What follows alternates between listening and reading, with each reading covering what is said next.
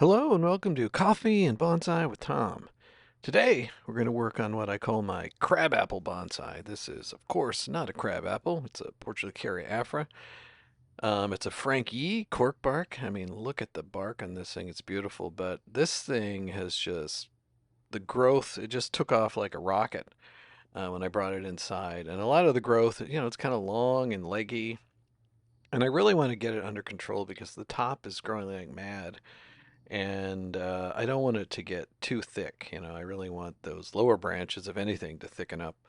So we will go ahead and give this guy a tune-up. But first, and by the way, this is one of my most popular trees. Everybody loves this one.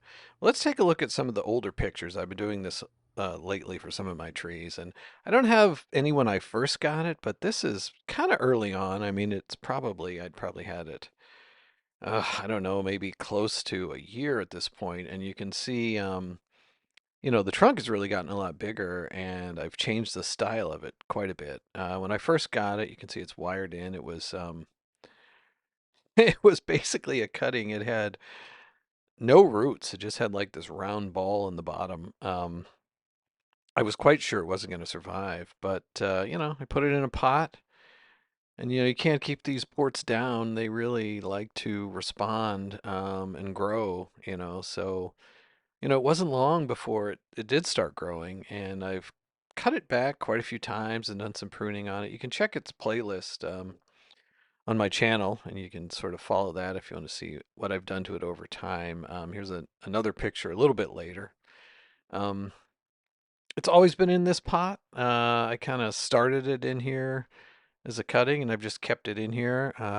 Seems to be working. It likes the growth in there, and it's kind of a deep pot, but like I said, my inspiration for this, I used to have a lot of crab apples, and as soon as I saw this tree, it's like, it's kind of got a chunky, gnarly, interesting trunk, and that, just really reminded me of several crab apples that I'd had in the past. In fact, this same pot had um, at least one of those trees. I have two pots like this. One's a little bigger than this, which I have a different Portulacaria Afra in. But I always love these kind of two. I guess it's octagonal.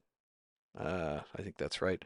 Japanese blue pots. Like I love the color. If you look deeply at it, it's got some crackle, kind of with some black behind it. So you really have to take a look at it. But anyway, let's go back and start working on this little tree. So I want to start the pruning. Like you can obviously see these really long shoots. I'm just going to take these back, and some lucky person will get some awesome cuttings for this from this one because look at this one has got good genes. Like I love the cork bark. This is I think I mentioned already, a Frankie cork bark. I'm just taking the top back because, like I mentioned, that's one of my goals here. Is I don't want that to get too thick. Here we've got some branches just coming straight into the tree. I'm going to take those out. Several of them actually, so I'll probably just take all of those off. But yeah, this is a Frankie. I can't even remember where I got this tree. Um, I think I got it off of Etsy. I bought several of these early on, and I really haven't found any since.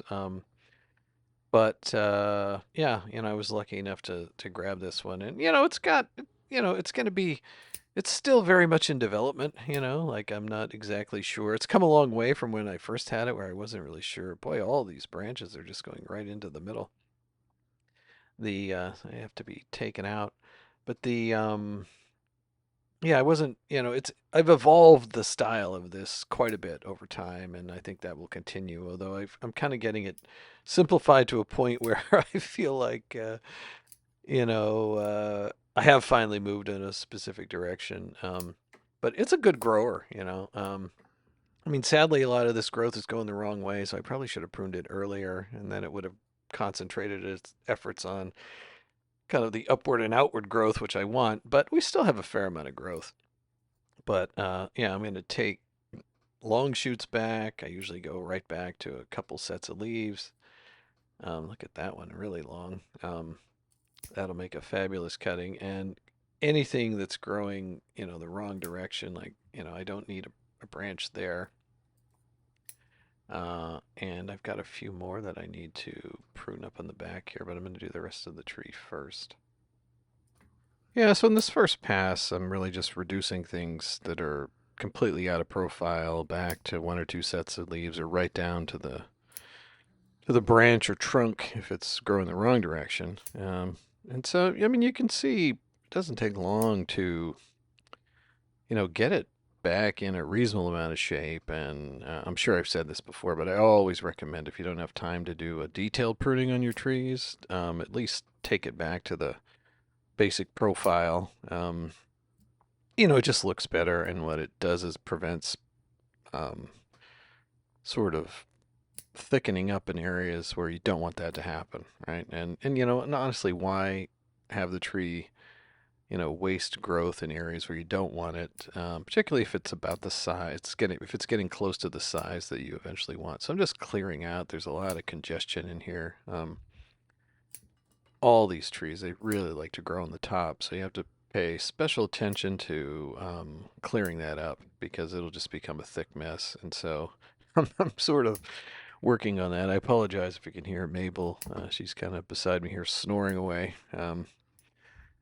A lot of times I do this video stuff in the morning, and she likes to sleep in. She really doesn't like to start her day, let's say, until around 11:30, 12 o'clock. Quite a life of luxury there. Um, but but hey, you got to live your life. How you think you got to live your life? So I think it's looking pretty good. I want to pause and think a little bit. It's always funny when I look at the base of this tree. You can look, I mean, it's over half the width of the pot now. If you look at some of the old pictures, it really has expanded. And initially I didn't like this coiling, but especially from what I consider the front angle, I think it's just beautiful. So I'm just going to go with it.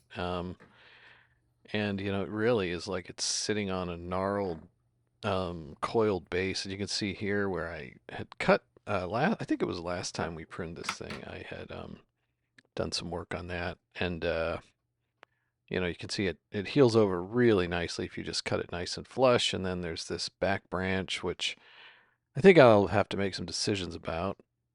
Part of me wants to pull it down like this, maybe wire it in, and I might do that because it does have, three sort of branches going in a reasonable direction. It's a bit upright for me because I really kind of want to pull it down and have it be the primary branch. Of course, the other option is, I could keep it where it's at and sort of cut the branch on the right down low and regrow it. But let me just prune it up here, and we'll see what inspires, see what comes. It also has this bit that's kind of coming straight up, and I've just never been happy with this branch. I feel like it's too long and it needs to be cut back.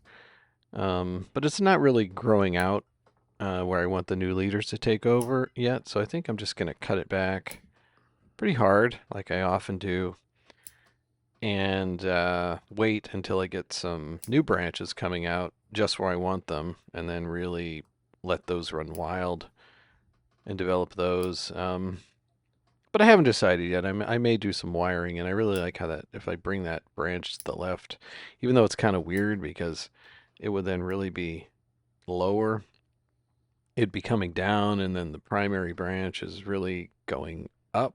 But it's kind of a weird tree that seems to break a lot of bonsai rules, but somehow it's still charming. So maybe I just uh, go with that. I think it sort of works with this tree. This is really thick here too. This tree really likes to grow. It's always a great grower, and it's just got good healthy genes. And like I said, I don't remember exactly where I got this tree, but I do remember I paid. I mean, looking back on it now, I think it was a pretty good deal. I did not realize, this was a special kind of Portulacaria. I mean, I knew I loved it because of the bark and the trunk, and the chunkiness of it, but I didn't know that they were rare. And so I think I paid about $75 for this, which it would seem like a lot to me at the time, but there was just nothing available. But I just really like the tree, and I think it's kind of a good lesson. If you see something that really has some growth on it, so it's not like a yearling or something. Like it might be worth buying, even though it's a little more money, because you sort of it's one of the things I've learned in bonsai over time. Like when you're buying material, uh, you're really buying a trunk. You're buying something that's interesting. Something that's maybe a bit different. See that you can really see this branch here. That yeah, if I bring it down, I think that's quite an improvement. But if I look at it, if I can get some growth, I could cut it back to here, and I think that's actually a much better option once I get some growth out there. So I don't think I'm going to wire it now. I could kind of pull both these down and just kind of open it up a little. Um, but I don't think I'm going to do that now. I'm just we'll let it grow out some more and see what happens. Like I said, I think I'd rather have some branching appear that I really want to use, and then just leverage that uh, because the tree just grows really aggressively. So I think I can build new branches fairly quickly. Although, every time I look at it, this long branch here just really kind of bothers me. But I could just cut it back right about here. Maybe I'll just shorten it um, a bit, but I kind of want to keep some growth out there although it's been cut back to encourage it to have energy on that branch. But something will develop here. I'm quite confident, so I'm not too worried, and I have lots of time. But to get back to my main point, I think if you find um, some material that just sparks your soul, it's probably worth buying, because you're going to be encouraged to work with it, and whatever drew you to it initially, it's kind of like finding your wife or a spouse or a mate or something. Like whatever are those attributes that really compel you are always going to be there, and so it's just a matter of working on that and reminding yourself of that. And there it is from what I consider the front, and this back branch. Like I said, I want to bring that in, uh, maybe down.